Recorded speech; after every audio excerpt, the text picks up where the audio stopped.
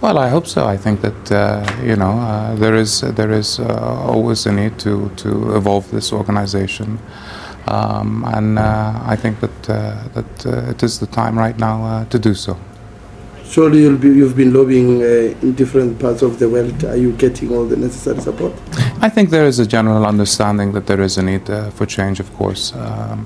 And there's quite a way till May 29th, but I will be doing my best to understand, first and foremost, the desires and the wishes of our whole football family. I come from a national association myself, and also to be able to present my ideas. And at the end of the day, I have full faith that the right decision will be made for the future of FIFA.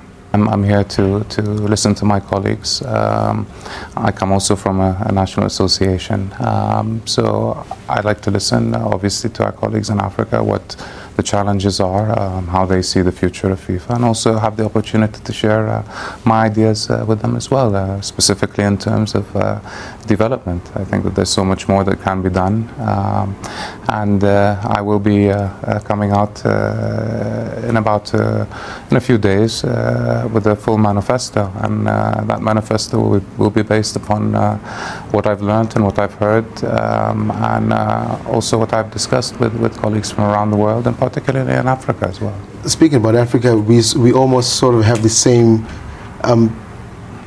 shortcomings, if you can put it that, or dreams, if you can put it that way, in terms of your region, Africa. We sort of like the small base of football, yet we produce so much internationally. Sure. What maybe can we learn from each other in that sense, that maybe the continents can pick up from you guys, and vice versa? Sure, I think it's time that our voice is taken very seriously, and that the focus of football in the future is on development. I like to look at it in the sense that there is so much potential, and we just have to make sure that we raise that potential and give it the best opportunity to perform, whether in Africa or in Asia or elsewhere. But that includes all the basic necessities from infrastructure as well as to training and so on.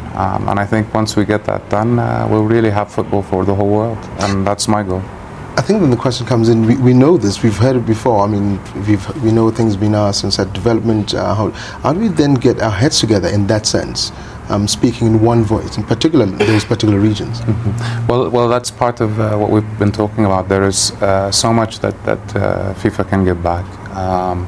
And I think it's just a matter of challenging that in a proper way that is based on a case-by-case basis rather than across the board, so that everybody can develop according to their pace and their needs. And once we do that, once national associations, once our players and our fans are comfortable and knowing that they're self-sustaining and able to move on, then we know that we've done our job correctly. 54, I think, federations on the African continent. Mm-hmm. We look at that number and you're thinking, okay, we can tweak 1, 2, 3, 4. The base or the support that you think you could get from the continent, because again, you seem to speak the same language. What does it look like? Well, I think if they understand, obviously, and if I'm able to present my ideas in a proper way, I think that I have a reputation that what I promise I deliver on, and I intend to keep it that way. And I think that if they have confidence in that, then hopefully I'll get the support that is needed to get to where we need to go. Your manifesto, a sneak preview into it, or maybe it's a closed book for now?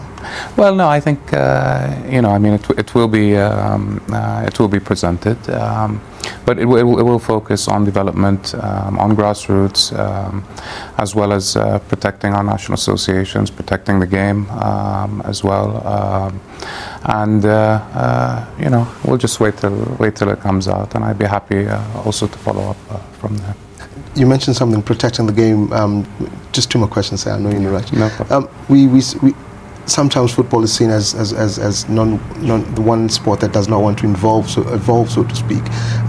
Introduction of technologies and things like that. Mm-hmm. What is your standpoint? I mean, I know now, just recently, goal line technology is being used. Sure. There's always a question that's raised: why don't you use it if it's there? What is your standpoint on probably, I don't want to say moving the game along, but yes, that's what it is. Well, that's a very interesting debate that is going on, and I think we have to do it in a real correct way. First of all, football has to be for everyone around the world, and that's the beauty of it. So we cannot impose something which marginalizes others. There is no way that that can happen. At the same time, we do have to evolve, but we have to look at it in an appropriate way. Whether it's goal line technology or now they're talking about video replay, we have to study it. We have to keep the flow of the game going, and it's much different than any other sport.